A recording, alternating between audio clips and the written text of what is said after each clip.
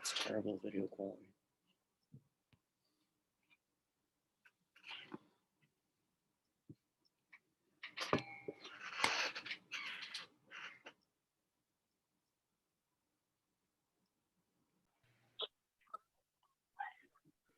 Good, but stressed.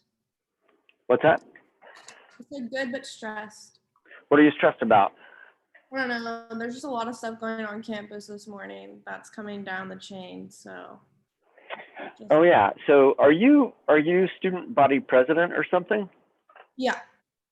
Okay. Because I saw you on the list of people who weighed in on the plan for spring semester plans. Was that a hard decision to come to? I think it was an overall hard decision, but I mean, it's probably the best decision considering circumstances that we're living in. I don't know. It was just like I wanted to keep like student perspectives in mind, but also like I think it's going to be dangerous if we're away for a week. Oh yeah, sure. Yeah, I don't know how much of a break we're gonna get. Getting 1 day a week spread across a bunch of weeks. Right. I think I mentioned either last time or time before, that I had never realized how important fall break was, like in terms of kind of recharging mid-semester, until I didn't have a fall break. Mm-hmm. And then I'm like, oh yeah, that 2 days is actually really nice. So right. I think anyway, like that type of situation would have been better than the 1 day, but Yeah. Anyway, how are the rest of you guys doing?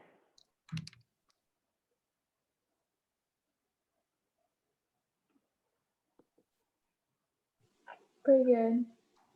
Pretty good? Yeah. Are any of you feeling election stress? Yes. Ah, okay. Anybody else other than Mackenzie feeling election stress?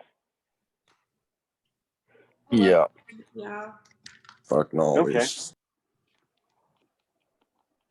It's just always stressful nowadays, isn't it? Yes.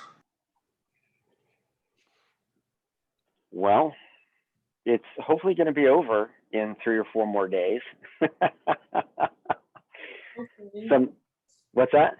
Said hopefully. Yeah, some states have until the 12th of November to get their stuff done. So the idea that there's going to be a quick or easy resolution to what the final counts are and who has won the electoral college is at least away until the 12th.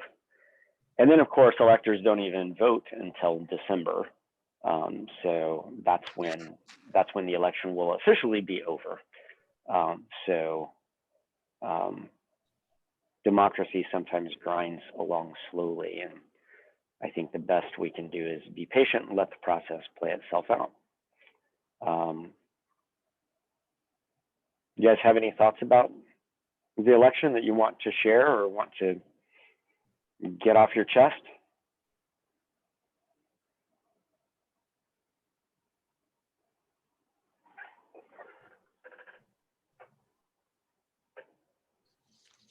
The silence of a divided nation. All right. There are a couple of things that I need to talk to you about before we get on to talking about history and economics, which I know you guys are dying to get back to, although it feels like forever since I last saw you.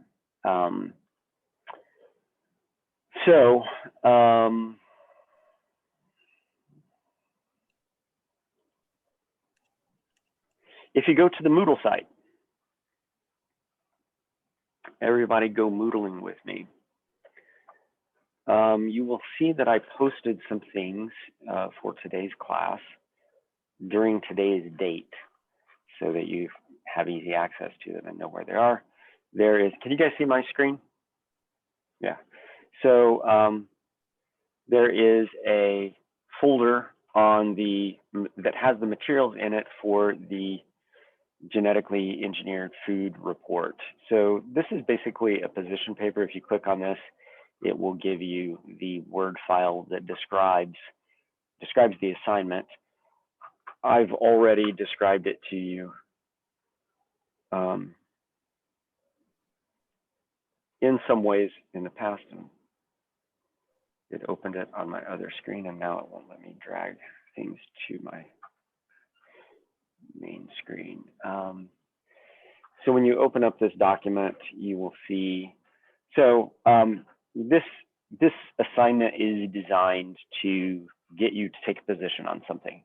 So you've now read what scientists have said about genetically engineered foods in our food supply. And one of the things that you have to do where science is concerned is you have to decide whether or not you basically trust scientists and trust the process of science to arrive eventually at whatever the right answer is.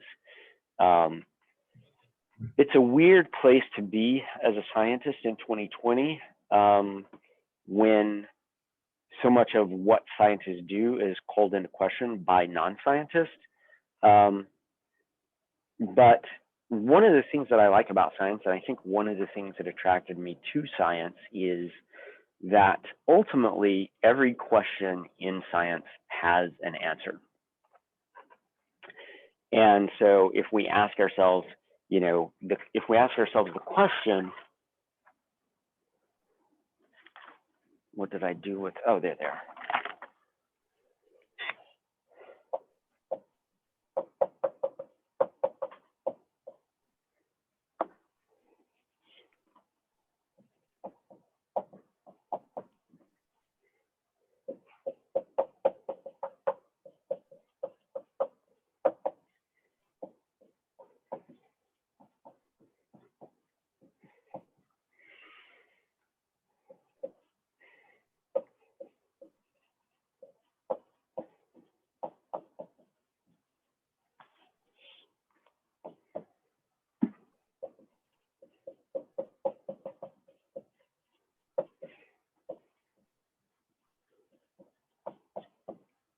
So these are two kinds of questions that you could ask. They're actually just two different ways of phrasing the same question. Can you guys see my board? Yeah. So what is the effect of GE foods in our food supply on human health? Or another way in which you could phrase this is say, are GE foods harmful for human health or harmful to human health?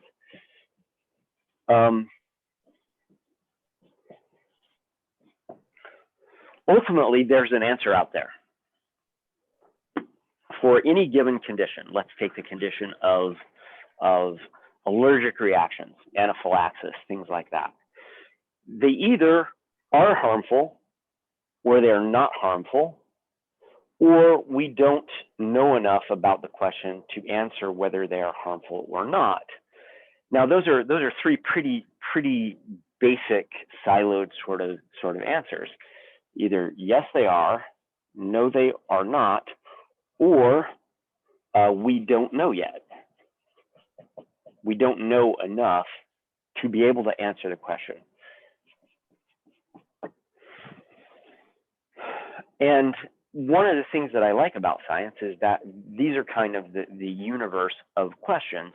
And then I was talking to my partner, who's a geneticist, the other night over dinner about these answers to questions, and she's like, "Oh, you missed one."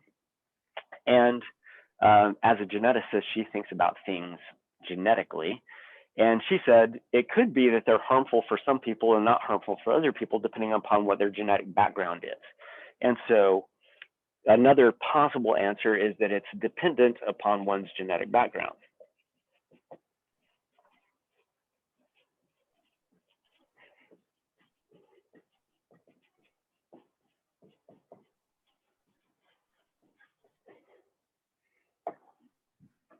So for example, have you guys ever heard of, now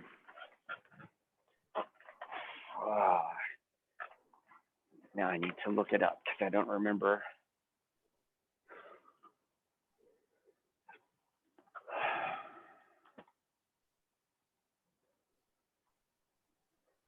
there's a condition where people experience blood toxicity if they get too much protein. They lack some enzyme that allows them to metabolize protein appropriately, and so if they get too much protein in their diet, it leads to blood imbalances and can make you sick to the point that you actually die of it if you're not monitoring your diet properly. And so that's a genetic background that actually makes protein bad for you, dietary protein bad for you. And I just can't remember the name of the condition. So the cool thing that I like about biology in particular is that for this question, either yes, they're harmful, no, they're not harmful, we don't know enough yet to say whether they're harmful or not, or they may be harmful for other people and not for others, for some people and not for others, because of the genetic background that you bring to the task of eating. And for me, this always gives me great comfort in that science may not know the answer yet, but given enough time, we will eventually know the answer to things. So your question in this position paper, the question that you need to ask for yourself is, after having read what scientists have to say about this, what are the pros and cons of those people's arguments? What are the pros and cons of how those people went about analyzing the data?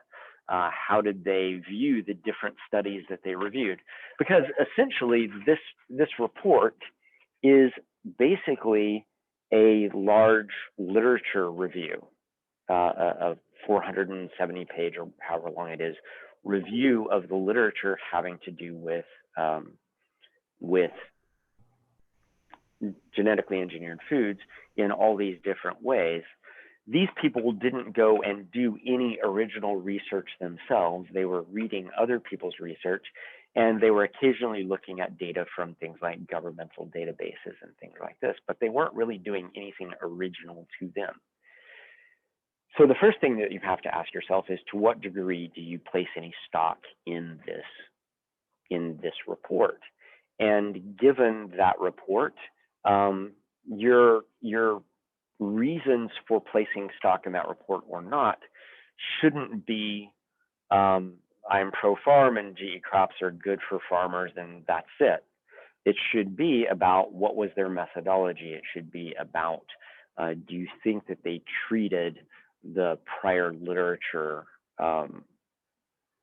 in a fair and balanced sort of way? When they looked at studies, were they true to the information in the studies, or did they try and put spin on things?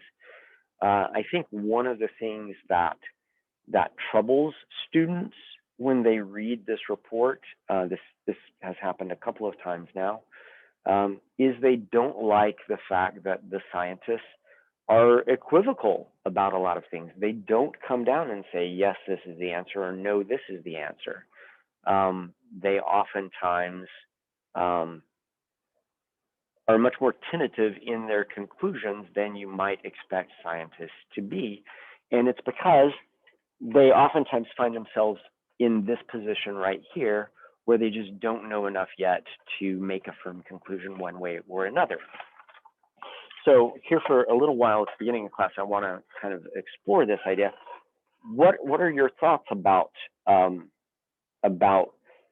your position on genetically engineered foods in our food supply, having read the National Academy of Science report?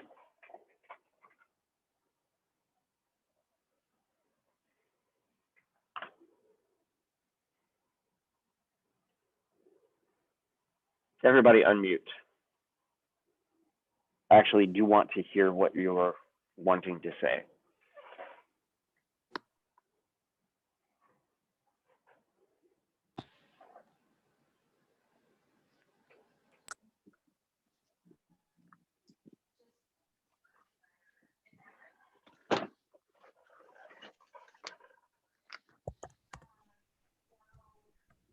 I mean, I would say just based on the report, it's not necessarily like proven that they have a beneficial effect, but they pretty much prove they don't really have a negative effect. So in terms of what, Mary? Like, well, like health effects and like economic effects and stuff like that. Okay, so the answer that you have is going to depend partly upon what aspect you're talking about, whether you're talking about agronomic and environmental effects, or whether you're talking about health effects, or whether you're talking about economic effects. You have to look at each of those issues separately. What about the rest of you?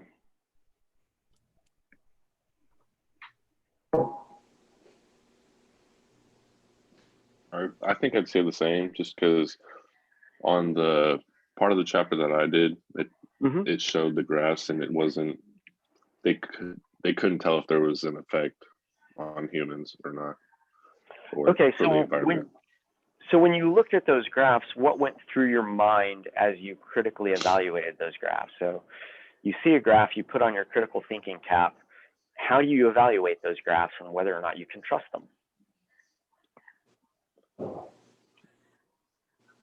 I think that there wasn't a huge drop or a huge incline in anything. It was fairly steady. But where did the data come from? The experiments that they had on the fields. Okay, so what chapter were you in, Branson? Remind me. I believe it was 4. Okay, so that would have been the agronomic and environmental effects. Yeah. Right. Yeah. So those figures were largely taken from previous studies, and so you're kind of trusting the integrity of the people at the National Academy of Science, that the papers that they reviewed were valid, credible, et cetera, applied science to whatever questions were being answered or addressed in an appropriate sort of scientific way. So there is a certain amount of trust that you're placing in the authors of the report, is what I'm hearing you say. Is that what I'm hearing you say? Yeah. So why should you trust these people? You don't know these people. These people are strangers to you.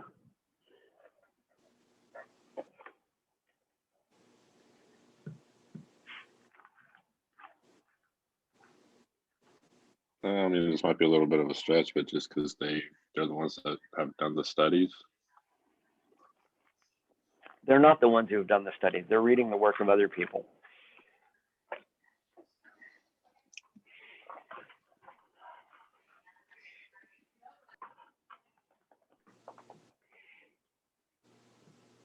So why should we trust these people? Because that's really what this particular issue comes down to.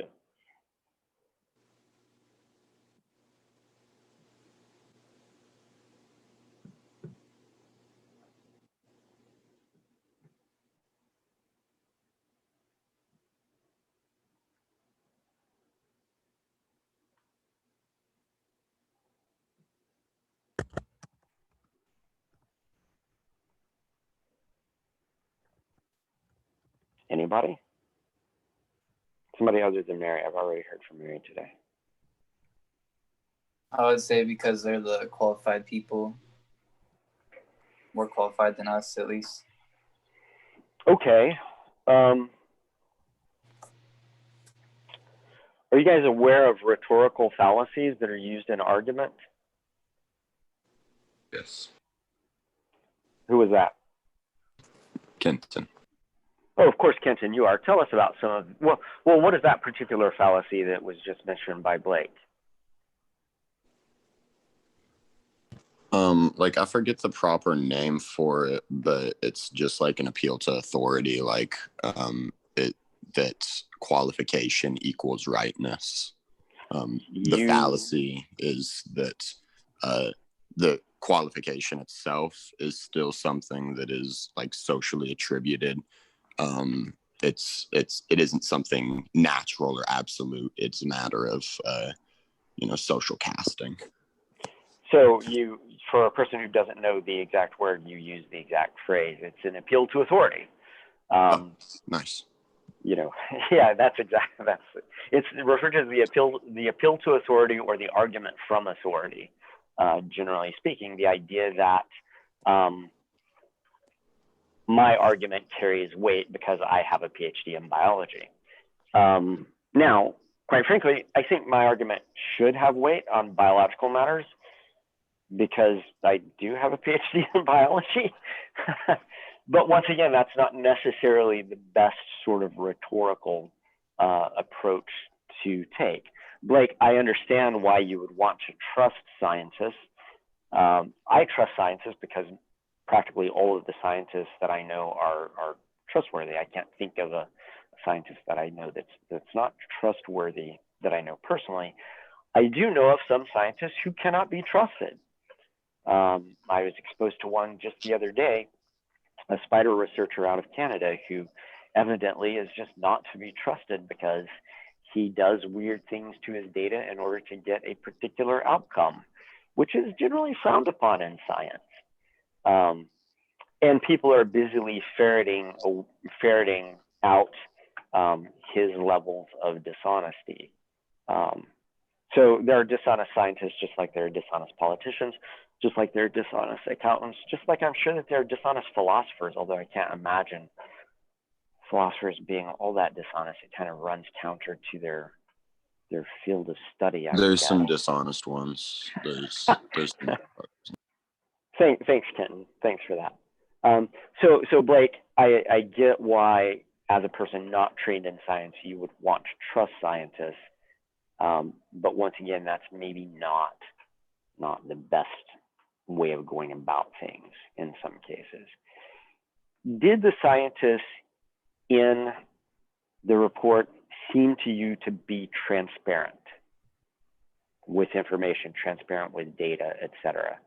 Were they transparent about how they were looking at things?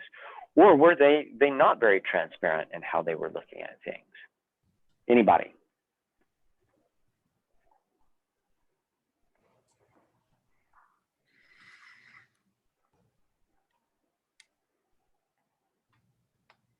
I don't think they really threw their own opinion into it. They just kind of stated the facts of the studies that they were throwing into their work. Okay, so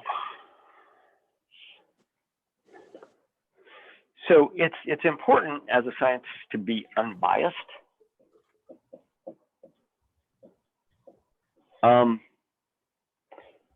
once again, we talk to our scientist students who are training to become scientists over here in the biology department about bias. And there are a variety of different forms of bias. The most dangerous form of bias in science is when you have a pet hypothesis and you're very attached to that pet hypothesis. And so oftentimes what you might do is if you have a favored hypothesis about some idea, you might actually end up, whether consciously or unconsciously, designing experiments that are designed in such a way that it would lead to support for a pet hypothesis. And in some cases, people might do this consciously. And in a lot of cases, you might do this subconsciously. And so we try and train our students to entertain all possible hypotheses about a question. So in the scientific method, what you typically do in the scientific method is you begin with observations. And so you observe something. So for example, one of the examples we use in our biology majors class is we give them some photos. Let me actually go pull them up for you.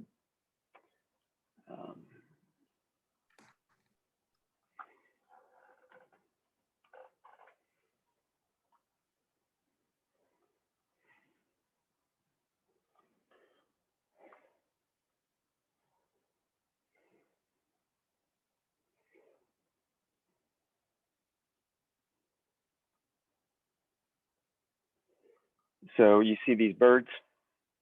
You guys see birds on your screen? Yep. Okay. So we send them through an exercise where we just give them some photos.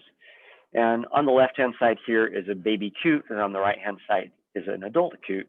And here are a bunch of baby coots swimming around together. And one of the questions that you might have after observing these coots is why are these baby coots colored bright red and orange on their head and neck? So you observe this coloration difference, and then you develop a question that basically is essentially, why are these things colored this way? And a hypothesis in science is simply a proposed question to an answer. And so there can be lots of possible reasons why these baby coots may be colored this way. And then they undergo this color change during which they morph into the adult coloration. And we spend about 2 entire class periods working through this process of developing a question and then trying to examine as many of the hypotheses as possible. So we examine the hypothesis that maybe these guys are toxic, and this coloration is what we call a warning coloration or aposematism. Maybe it's camouflage. Maybe there's something in their environment that allows them to blend in if they're bright red. That seems illogical to me, but it depends on what kind of environment you occur in, et cetera, et cetera. And we try and get as many of these possibilities on the board as possible before we then tell them what, in this particular study, the researchers actually went and studied, which was basically that this is an adornment that gains them parental favoritism. This idea that they're dependent upon food and protection from the parents, and the way that they get more food and more protection from the parents is actually by making themselves brighter, making themselves stand out, which would actually be just the opposite of the camouflage argument, where camouflage is designed to make you seem less obvious. So one of the things that we try and get our students to do on a regular basis is examine the explanations that they have for natural phenomenon, and then to be as open as possible to all the possible explanations that are out there, to avoid cultivating pet hypotheses.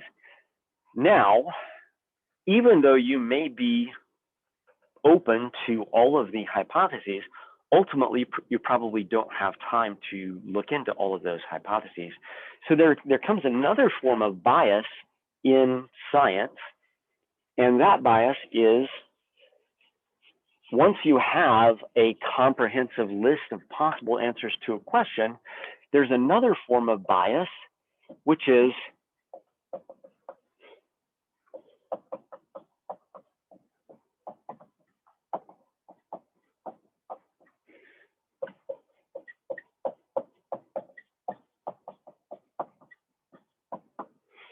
this question of which explanations do you ultimately choose to explore.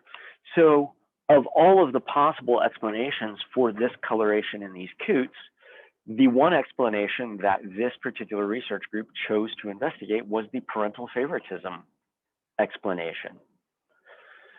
They had lots of good reasons to pick this explanation over others, but there is a certain bias in, well, I want to look at this aspect of this question.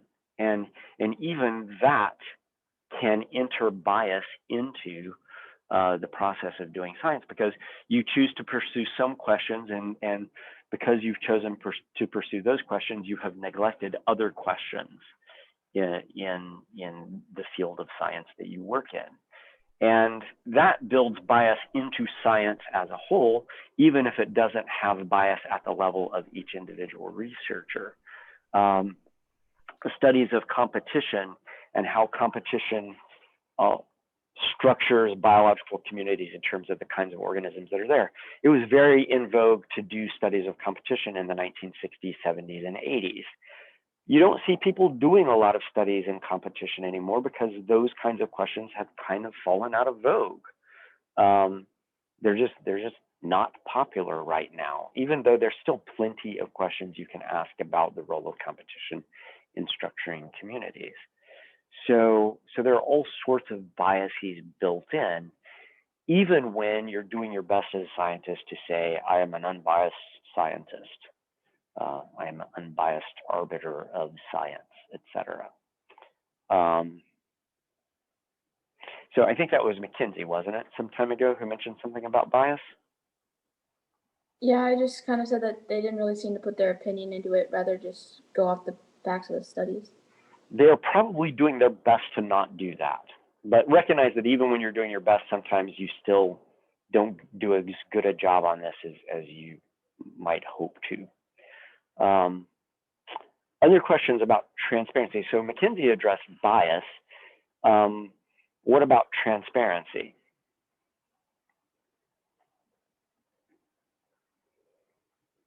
Were they transparent about their methodology? Were they transparent about the studies that they consulted?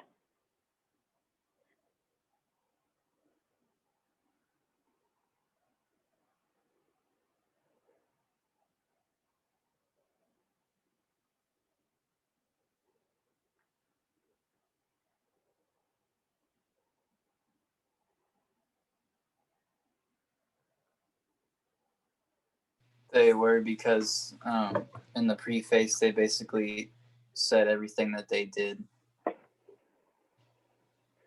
Okay, so they were careful to explain what their methodology was, weren't they? In what other ways were they transparent?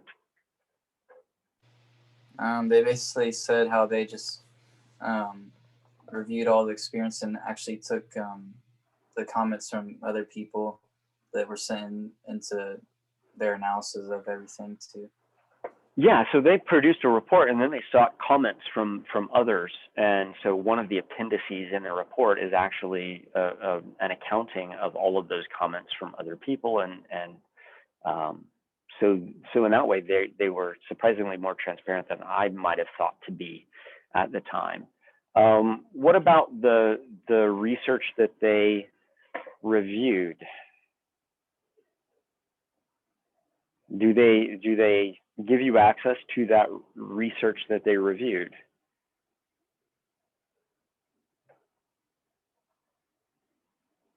I mean, like they give you citations, so like if you have institutional access to it, you'd be able to find it.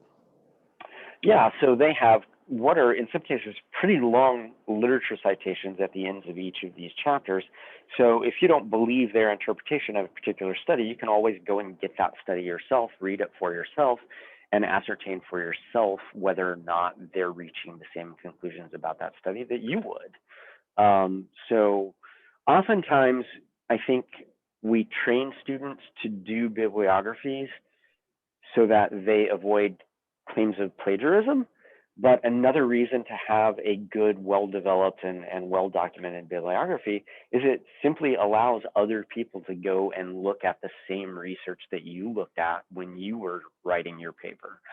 And so we train our students that the bibliographies are one of the best ways to get access into the literature on a particular topic. Go to a particularly well-written paper and then look at what those people read in developing their ideas. So bibliographies are way more useful than just plagiarism cover. They're actually insights into the thought processes of the people who wrote the paper that you're currently reading. And in the case of this paper, where there are claims being made about these studies, you can always just go and verify whether or not it seems like those claims stand up. Now, that would be an exhausting and time-consuming thing to do, but it could be done if one wanted to do it.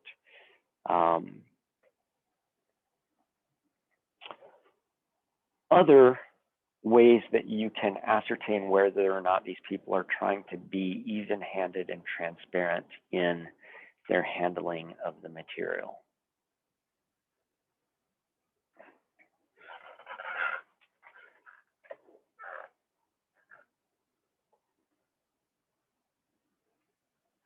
I know they said in my chapter a lot, like the factors might not be just the GE crops themselves. It could be like other stuff involved. And yours was the last chapter, wasn't it? Yeah. Yeah. So where economics are concerned, there are all kinds of things that affect economics. In the first week of class, we talked about the economics of soybean prices and how tariffs and trade wars might serve to depress prices, but we saw that prices for soybeans fluctuate widely for a wide variety of reasons. Many of these reasons happen to be weather related. And so, yeah, they issue qualifications about their conclusions frequently. And once again, this is one of the things that students oftentimes find difficult about this particular reading, is that they are qualified about things. They try and explain things with a certain degree of nuance, which leaves you, the reader, having to exercise quite a lot of critical thinking to kind of sort through what those qualifications and what that nuance actually means in terms of you making a conclusion in your own mind.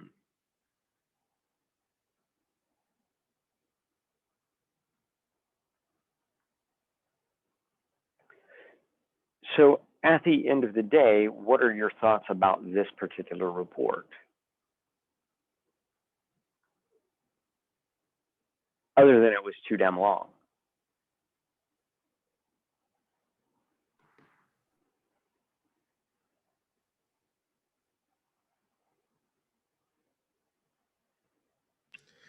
I thought it was useful the way that it distinguished between the economic effects it's had on small scale farmers and large scale farmers generally, and on just like gradiating the effects between more well-off farmers and poorer farmers. Okay, and you're equating size of farm with economic status in that case.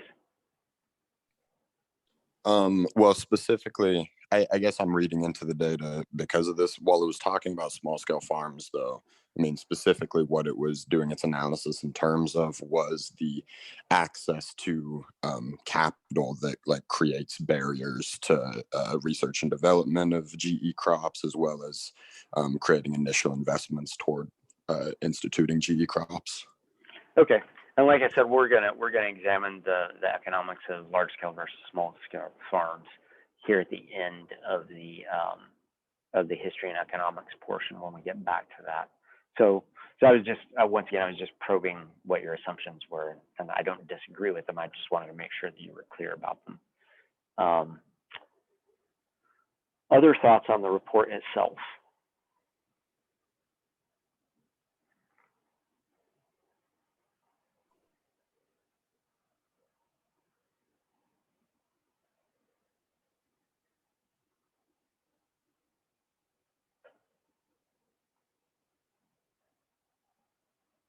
Okay, your task is to write a position paper.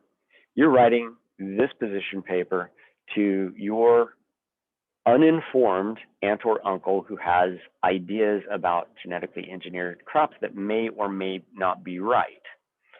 In the course of conversation with him or her during Thanksgiving dinner, it occurs to you that they're getting their information from sources that are maybe not quite reputable. And whether or not their views are correct or not as you understand them, your job after Thanksgiving is to write a thoughtful kind of position paper laying out what you think are the correct ways of thinking about genetically engineered crops in language that your aunt or uncle could understand. And it should be based on your reading of the National Academy of Science Genetically Engineered Organism report. And so that's a difficult task sometimes, writing about something complicated in ways that non-experts can understand it. One of the purposes of having you go through these presentations was so that you could get a start on that understanding. So I envision the paper, and this is in the guidelines, as a 5-paragraph paper. The first paragraph should explain what you mean when you use the term genetically engineered organism, and then you should lay out your general conclusions about GE organisms in the food supply in broad terms for each of the categories having to do with agronomic and environmental impacts, health impacts, and socioeconomic impacts. And then your second, third, and fourth paragraph should be delving into each of those in some detail. Once again, all the while delving into the detail, doing it in a way that would be accessible to a non-expert. And one of the things that you should be communicating while you're doing this is you should be communicating uncertainty. You know, what are the things that are known? What are the things that are actually not known yet? Because science just hasn't gotten around to addressing those things. But once again, address uncertainty in kind of a neutral sort of way. Just because we don't know something doesn't mean that there isn't an answer out there to be known. It's just that we haven't gotten around to it yet. Because science is ultimately in the business of knowing things. One would hope, at least. So don't lose the nuance that is in the report.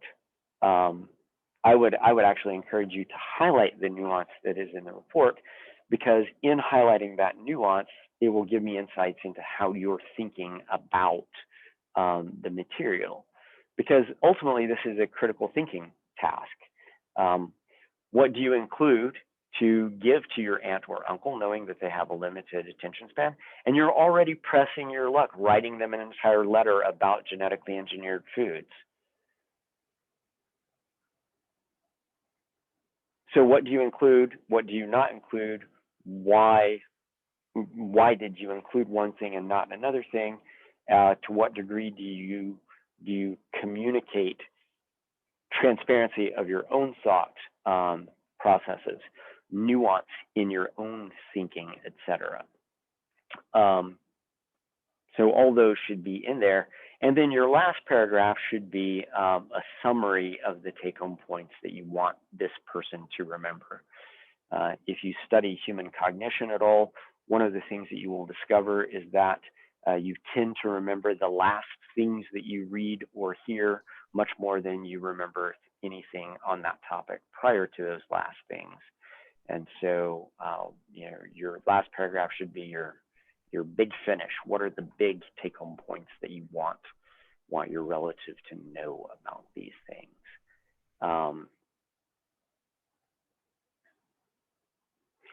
Given uncertainties about things, you might take the position that we should just take the European approach and try and avoid genetically engineered foods in our food mixture, in our food makeup, our food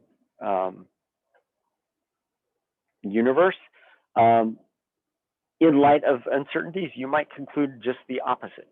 But once again, you need to back up what your conclusions are by using information that is in the report.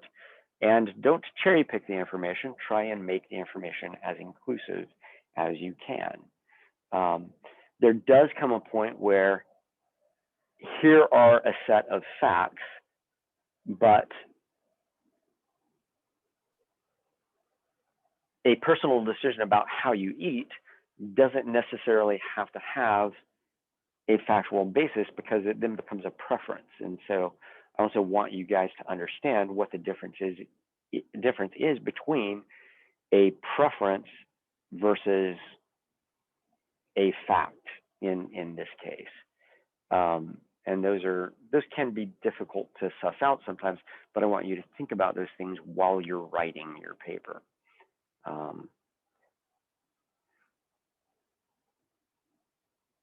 Is this making sense to you?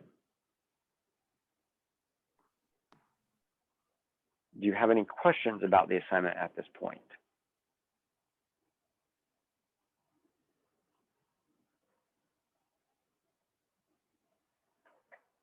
All right, if you're writing this to your not very well informed aunt or uncle, what should you probably not be doing?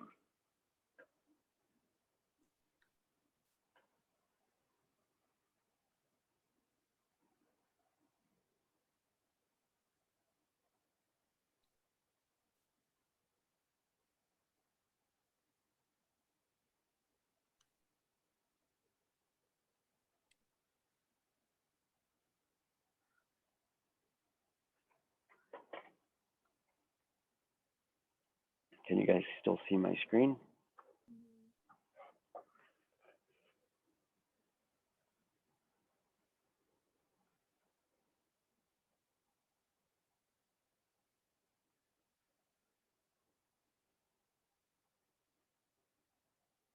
What should you not be doing? Paraphrase rather than direct quotes. Yeah, you should not be throwing direct quotes from the National Academy of Science report into your paper for a couple of reasons. One, they're not necessarily going to be very understandable by an untrained expert. Two, it's just bad writing style to string together a bunch of quotes to make a point. And three, I don't get a clear idea of what you understand and don't understand when you just string together a bunch of quotes. But I do get a very good idea of what you understand and don't understand when I see you effectively paraphrasing material. So for a lot of reasons, don't quote, but paraphrase. Now, I realize that we are all working from this common document, the National Academy of Sciences report. So I do want you to cite that when you're taking information from it. And I've given you the citation there on how to do it. Just report it as NAS. Actually, I had a pre-publication copy of this that was in 2015. It really should be 2016 because that's when it actually was published. So it should be NAS 2016. So the last thing is don't plagiarize, mainly because it's the wrong thing to do, and the more minor thing is I really don't want to fill out the honor code violation paperwork. It's a pain for everybody involved, so just don't do it. I'm assuming that at this stage in your careers, you've been trained in how to avoid plagiarism. If for some reason you have escaped that training over the course of your academic career, come by and see me. I have lots of exercises on how to get you to not plagiarize. You can reference information from other places, but please don't make it places like the Food Babe or Dr. Oz or any other people like them.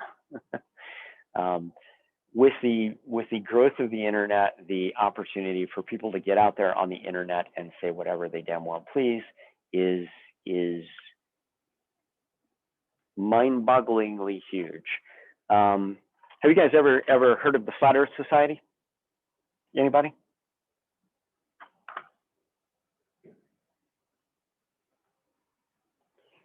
Really? You guys obviously have better things to do with your free time than I do.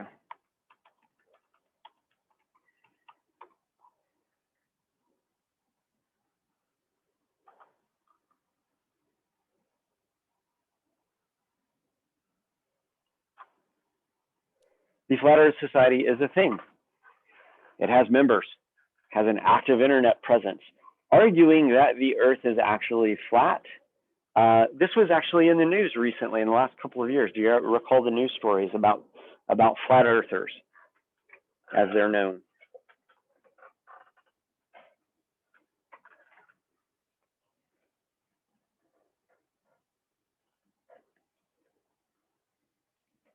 Or truth seekers combating the scientific conspiracy to show that the Earth is not flat, or is actually an oblate spheroid. I remember that Neil deGrasse Tyson got in a fight with a pop star about this a few years ago. Okay, I was thinking of something different. I do recall that now that you mention it, but this was something different. The guy out, I think it was in Arizona, did something kind of on the crazy side.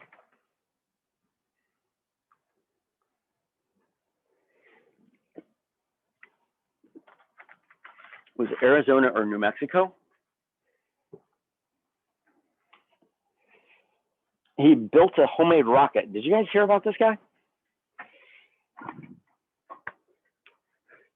He built a homemade rocket, and his hope was to propel himself far enough into space and return to Earth, and to do this at a height that would actually prove that the Earth was flat. So he built a rocket, and he launched himself in the hopes of getting high enough that he could prove that the Earth was indeed flat.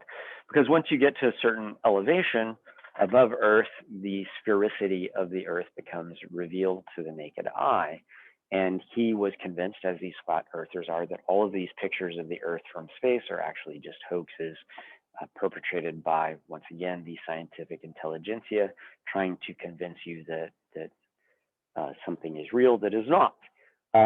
He ultimately died in the rocket shots attempting to prove this. So you can get on the internet and you can put anything on the internet. But just because something appears on the internet does not mean that it is correct, that it is factually correct, that it is actually reflective of reality. Now, philosophers will argue that there is no such thing as an objective reality. And that actually puts science in a really difficult place because science doesn't really have a good comeback for that, except the really weak comeback of, yes, there is an objective reality, and the role of science is to figure out what that objective reality is. Once again, how many of you, let's take a little poll, just go down to your comment section or the response section. So under, why cannot I get access to responses? Maybe I'm not allowed to respond since I'm the organizer. Anyway, give me a thumbs up if you think the Earth is flat, or a thumbs down if you think that it is round, spherical.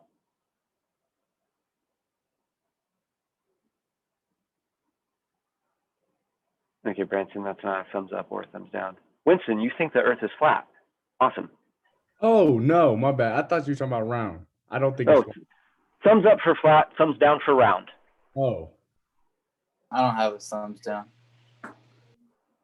Oh, but that's what you would put? Yeah. Yeah. So all of you think that the Earth is an oblate spheroid. Why? Because of the way ships disappear on the horizon. Okay, so Kenton has actually gotten to kind of a scientifically valid sort of way of thinking about things.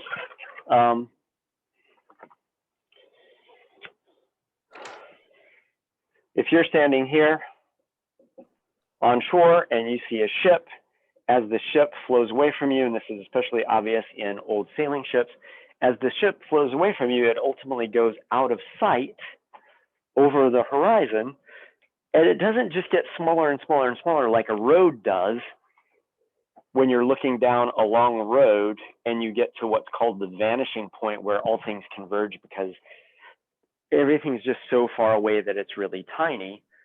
What happens when you see a ship going over the horizon is that the ship starts to disappear from the bottom up. And so finally, all you can see is the tip of the mast and the tip of the sails, because the rest of the ship has vanished over the horizon as it exits. So even though none of you have ever been to space, have you? Have any of you ever been on an SR-71, the super secret spy plane owned by the U.S. Air Force, holds the elevation record for manned non-space flight, something over 80,000 feet elevation, at which point you can actually see the sphericity of the Earth. So pilots who were pilots of that particular airplane have seen this sphericity. None of you have ever been on an SR-71 while it was in flight? Never been to space? So there are ways in which we can demonstrate to ourselves that the Earth isn't flat without going to space. Things like objects disappearing over the horizon. You can demonstrate this to yourself as you approach grain elevators in really flat sections of the Midwest. So there are your own scientific checks on this particular fact. So ultimately, your opinion about genetic genetically engineered foods in our food supply is ultimately an opinion. My hope is that it would be an opinion that is informed by fact rather than informed by fear-mongering and misinformation. But ultimately, your opinion is your opinion. That's the thing about it. Opinions, you can hold whatever opinion you want. Be clear about what is your opinion versus what you think the facts are about these things. I will not grade you on opinion. I will grade you on factual presentation. If for whatever reason you get your paper back and you're like, oh, Dr. Kowinski graded me on opinion, you need to point that out to me and I will change your grade. Let me repeat that. If I grade you on opinion, that was a mistake that I made and I will change your grade because that is not the goal here. Should never be the goal, actually. All right. Any other questions about the assignment?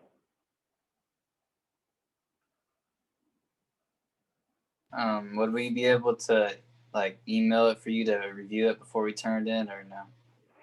I don't necessarily want to read an entire report twice, but if you have focused questions about what you're doing, sure, I'll take a look at it.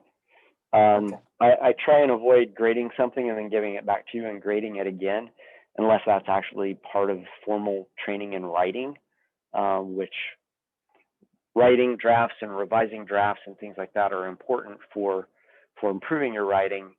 And we actually do that a lot in my introductory biology classes, but I try not to do that too much beyond that. If you're also just looking for am I generally doing things, along the lines of how you want them done? Is it structured correctly and stuff like that? I'm probably not going to go through it with a fine tooth comb like I would if I was grading it. Does that make sense? But I'll scan it and see, oh, you're using a lot of quotes. You shouldn't do that. Or you're doing a lot of paraphrasing, but you're not referencing where the information is coming from in your paraphrasing.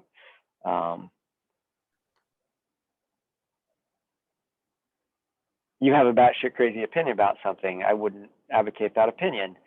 But actually, if that's your opinion, I really don't have anything to say about that. So yeah, I'll take a look at it, but be focused in maybe what you want me to be doing with it. I'm not going to go through and correct all the grammar and stuff like that in it. Does that make sense? Other questions?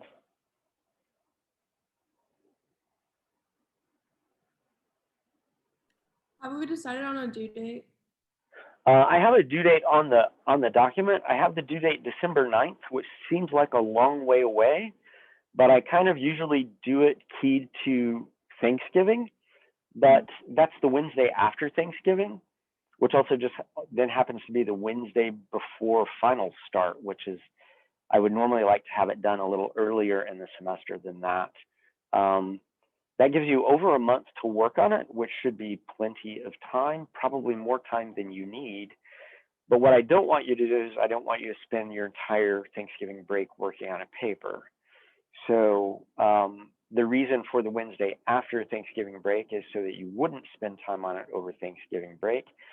But at the same time, if you would rather really not spend any time on it over Thanksgiving break, you might want to make it due before you go away for Thanksgiving just to get it off your plate. I'm flexible. The more time that I have to grade them after they come in, the better off I am. But at the same time, I'm not sure what your schedule is at. So right now in the document, it basically has a due date of December 9th. But one of the things I wanted to talk to you about today is what seems like a reasonable time frame for you to do this, and when would it be good for you given kind of the close of the semester, et cetera.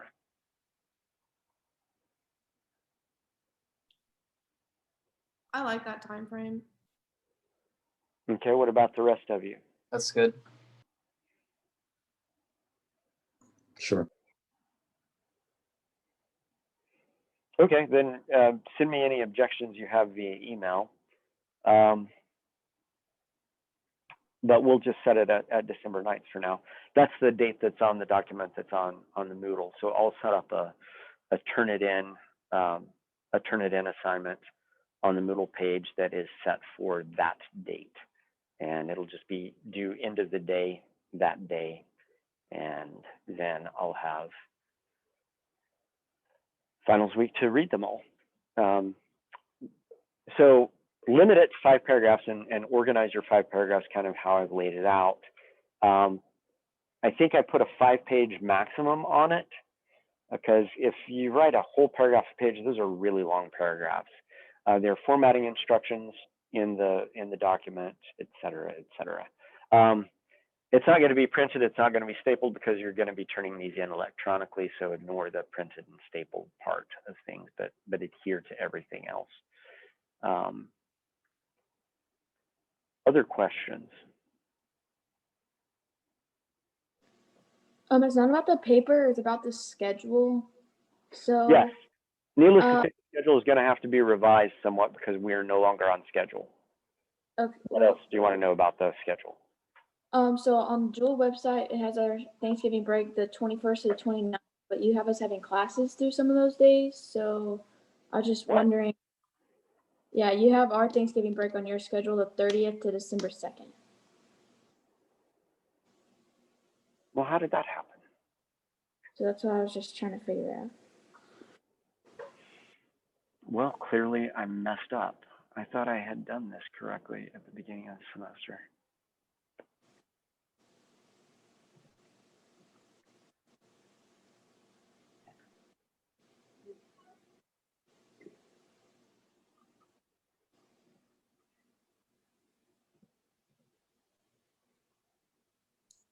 Oh, it's the week before that, isn't it?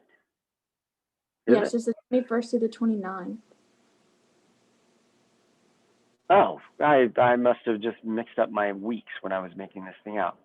Okay, then the Wednesday after Thanksgiving would be December 2nd, not December 9th. Okay, did I mess that up in my biology one also?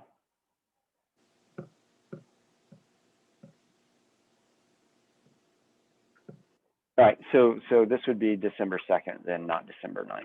Still, that gives you a little less than a month to work on it, which once again, I think is more than enough time. And that's nice for me because it gives me a little more time before finals to work on getting them graded and back to you. Does that make sense? Yeah.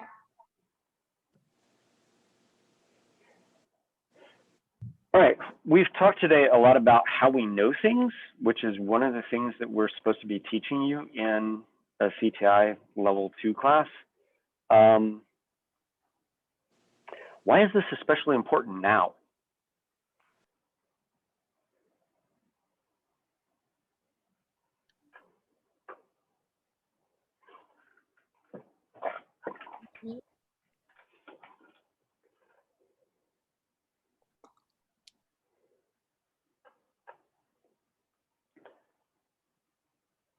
Because I just blew a whole hour talking about how we know things and how we can trust information.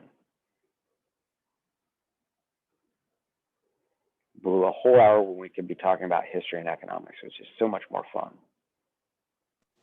It kind of relates to elections right now, what you can believe from news stations or online. We have a really messed up country right now for tons of reasons. And guess what? We would be in such a better place if we were all just better at evaluating information in order to make decisions about that information. And that's a really general statement, but it's a statement that applies to all sorts of aspects of American life right now. I met with a prospective student and they're like, oh, well, you know, what's the deal with Jewel being the critical thinking college? And I'm like, well, you know, that's kind of a marketing gimmick. It's a marketing slogan, phrase, whatever you want, to basically identify who we are beyond the fact that we are a formally religious institution or we're a small liberal arts college or however else you want to describe us. But the fact of the matter is we've been teaching critical thinking long before we had the advertising slogan. And one of the reasons that critical thinking is important is because we're desperately in need of critical thinking here in the year 2020. And my hope is that while you're here, you're getting enough of that, that when you graduate from here, you have developed some of those skills and that you continue developing those skills after you leave here. Reading the National Academy of Science report is an exercise in critical thinking, because you have to ask yourself, to what degree do I believe the things that I am reading in this report, and why am I going to believe that what these people are telling me is the truth? And so hopefully you're gaining the skills to help you evaluate the veracity of our information, whether it's information in this report or information anywhere else. But we're all better off when we can all do that better than we evidently can currently. So that is that. We will, I promise, get back to history and economics on Monday. Any questions?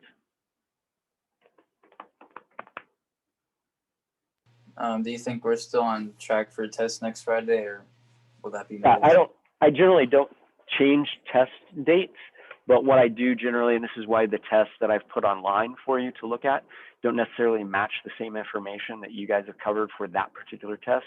I don't change test dates, I just change what material is on the test, because we either did or didn't get to material by the time the test rolled around. But yeah, still on schedule there. We will finish history and economics by Friday. I don't know that we'll get into anything additionally by then. All right. Okay. Have a good weekend. Relax. Things will work themselves out, and I'll see you on Monday.